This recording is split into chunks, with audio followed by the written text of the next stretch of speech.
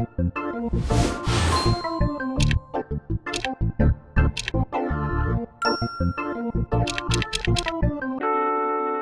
grandfather and great-grandfather started Junction Auto in 1931. If you want to pay more, that's your business. If you want to pay less, that's my business. But from my understanding that he felt he was being forced out of that job because there were members of the council who he felt did have a personal agenda against him and did not want him to be police chief. And that's not only my opinion, but that's an opinion of a lot of village residents I've talked to who said that the way he was treated by some village council members, it was unfair. As I stated before, if Mayor Poole had been re-elected, there's no doubt in my mind the majority of this council would have made him the police chief. Okay. So in July... Ma'am, can you state your name, please? My name is Ludlow.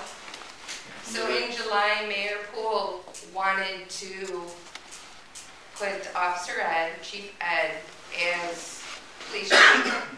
So this town for 7 months sits and waits for a new election that you don't know. We had a police chief, ma'am, an interim police chief who operated the department. Who did a wonderful job. And if you review your council minutes, you will see everything he did for this community. All the grants that he brought in. If you look at that, you see what he did. My child knew him since he was 4. I'm not arguing that point with you. I'm just telling you that that was the way council decided to approach the position of interim chief and chief of police. Okay, so why do you guys feel that they felt that he wasn't the best for the job? I don't think anybody said that here. I think Ed made the decision himself to look outside of the village for another job. Ben Garlich, Orchard Avenue. The same consideration was given to you, Bill, when you took office. There's positions that report to the mayor, and I think on professional consideration, it is that short window. It's an important position to me. I was surprised that Dave, no criticism of you, but you had a 2-year contract that overlaps your election. I would think on professional courtesy, that should have been a 1-year.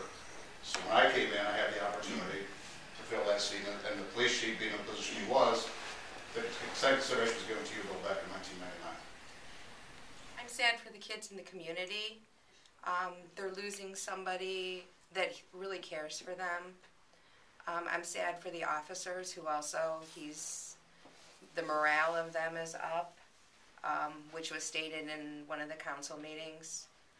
I just think it's just a sad day.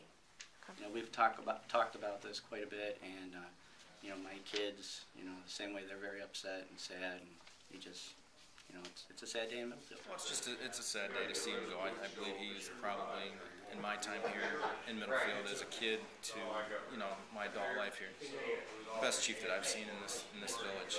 He cared about the people. He cared about the community. He did so many community events, community fundraisers just to raise money to give back to this community, raised food for the churches to give out to families in need. He didn't care about himself. He cared more for the people in the community and the people he worked with than he did himself. And I think that's the highest compliment you can give a person. So.